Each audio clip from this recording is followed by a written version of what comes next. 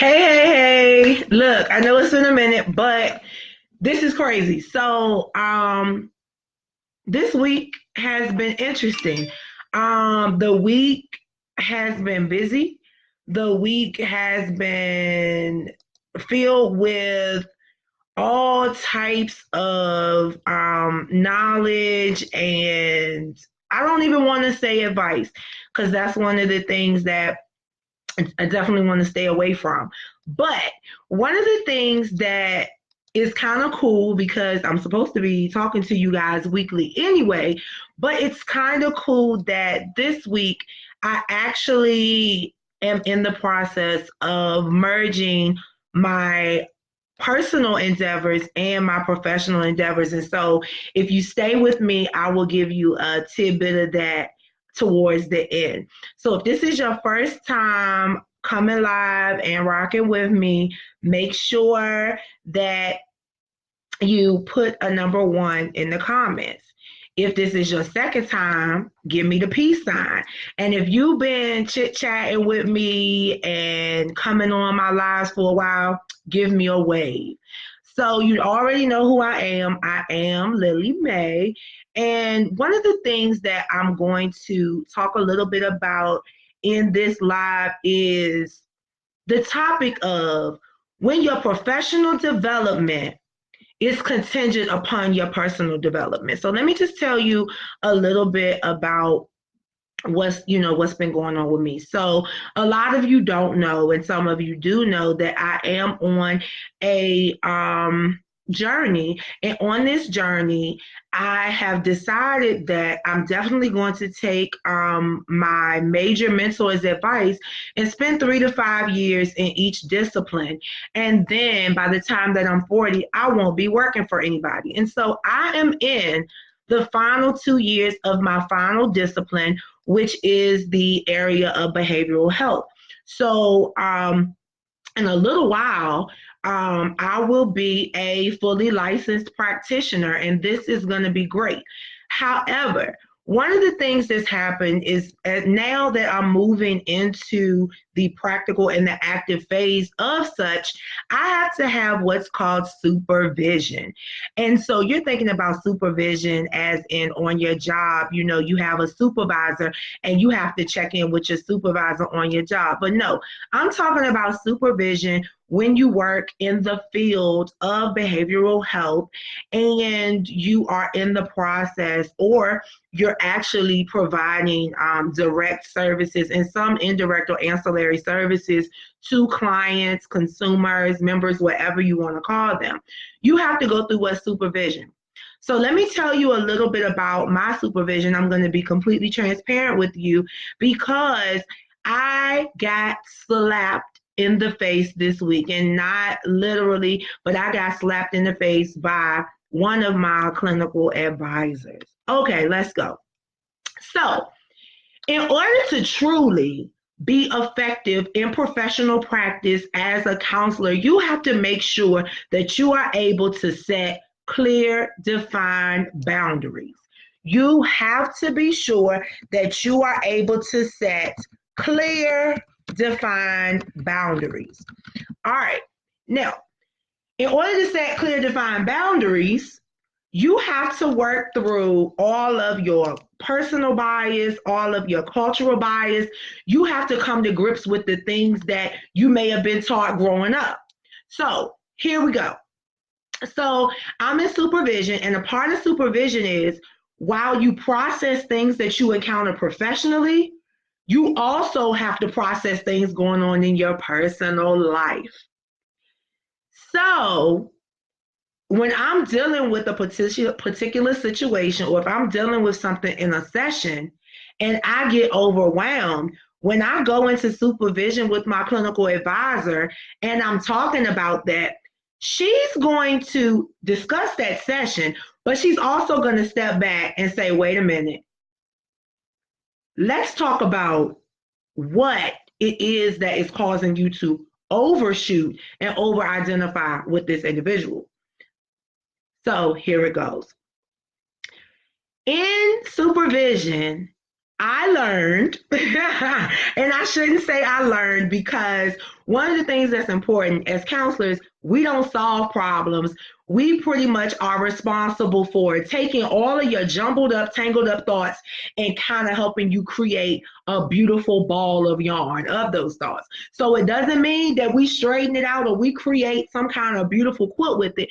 We kind of make those things presentable so that they're kind of more clear and defined. So let me tell you about my jumbled up yarn.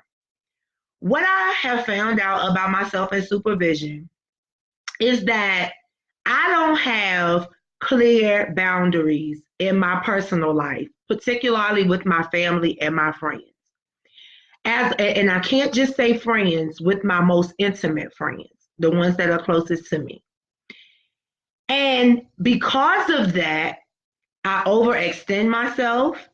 I make offerings based out of obligation, what I feel I need to do, what I feel I'm supposed to do, what I feel the world would want me to do, instead of what I feel like doing. So the first thing I want you to understand is that before you can actually set clear, defined boundaries, you have to know yourself. You have to understand how what you've seen all your life will impact the decisions that you make. So for me, I had to verbalize the fact that all my life I saw my mother and father take care of people. Everybody around me took care of people. Consequently, it's my first thought that I have to take care of everybody around me. Well, what happens is I create no boundaries at all. And because I have no boundaries at all around me, everybody is right here. Everybody is right here. Now, follow me. It's like when you go to a concert and you know when the celebrities are coming down, there's a boundary, there's a barricade that separates the people from the artist, right? So if I'm the artist and there's no guardrail, what's going to happen? The people are going to bum rush me. And what's going to happen? I'm going to get hurt, right? Well, the same is true in practice, and the same is true in my personal life. Because I have no clear, defined boundaries with my most intimate persons, I end up getting bum rushed. Now, is it their fault? No, it's my fault because I did not set clear, defined boundaries. So, one of the things I want to say to you is if you find that you're constantly overwhelmed, you feel overextended, you just don't know which way to go, you may have to step back and say, wait a minute, how much of this do I have to do? And how much of this am I doing because I have no clear defined boundaries? I have not explored myself to the point where I don't feel guilty for maybe being not the best person in the past, and now I'm trying to overcompensate now and fix those things in relationships now. So that's the second thing I want you to understand. Before you can set clear, defined boundaries, you have to make sure that you reflect upon historical relationships where you had boundaries or you had no boundaries. All right. So the first thing is you have to what? You have to think about your personal biases. You have to think about the things that you've seen throughout life that may have shaped who you are. And then secondly, you have to start reflecting upon relationships in which you may have had boundaries and the relationships in which you haven't had boundaries, and just think about the outcomes of some of those relationships. All right. So now let's keep going. So what has happened now, it has caused me to really start thinking actively about what I have to do from this point forward to make sure that I'm establishing clear, defined boundaries and that I'm protecting my personal space. Okay? Now, some people's personal space is right here. Some people's personal space is over there. Some people really don't allow anybody in their personal space, and that's okay. That's something else I'm having to learn. You have to learn what your personal space is. You also have to learn, do you have one inner circle and one outer circle? Or do you have a myriad of concentric circles where some may intersect, right? So my thing is, I feel like I'm more or less a Venn diagram. And I feel like I am a cluster. I'm like the cluster in the middle of the Venn diagram. And then there are all these intersecting circles that touch me. And the reality is that's chaotic because I'm closed in. All the other circles have boundaries. I have a boundary, but because all of these other circles in the Venn diagram are touching me, my space is being invaded, right? And so what that looks like is it looks cramped. And you know that if you're in a tight space and you're cramped, you're going to be irritated, you're going to be tired, you're going to be anxious, and you're going to be trying to fight your way out. And so that's where I am personally, right?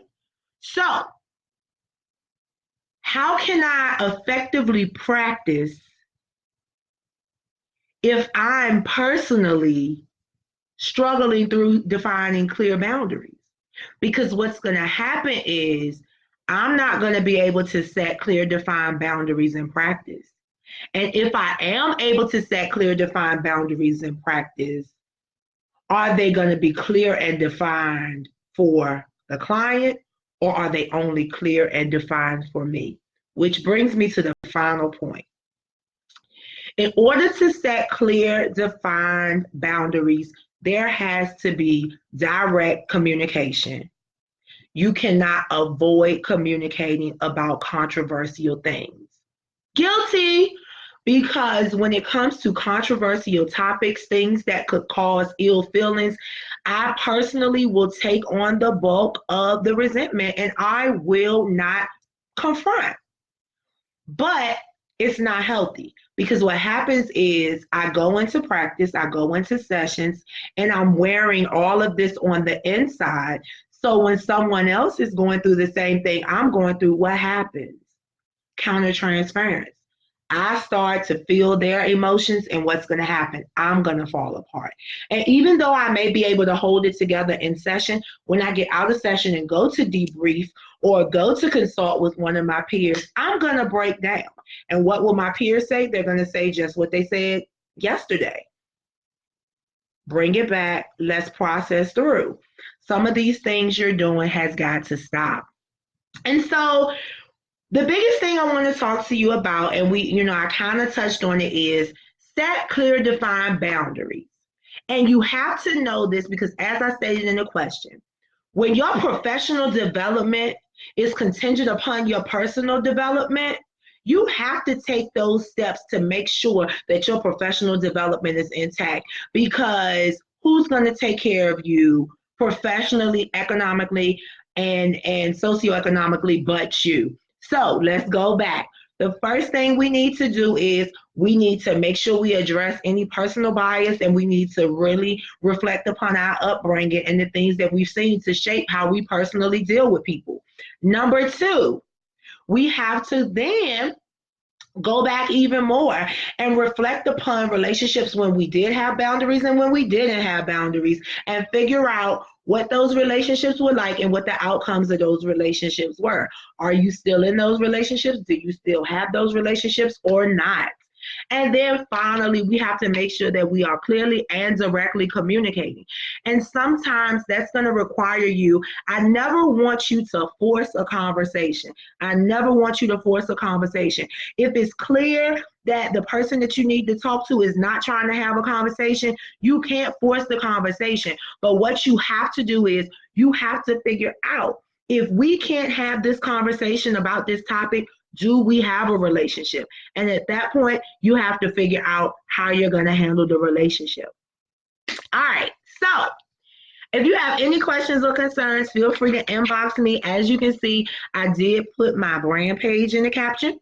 my consulting page in the caption. Also, this is the biggest thing. I want you to bring your attention to the Road Less Travel Body Confidence Tour. That is definitely a movement where we talk about self-awareness. We talk about transparency. We talk about comprehensive body confidence, and that involves mental and physical wellness.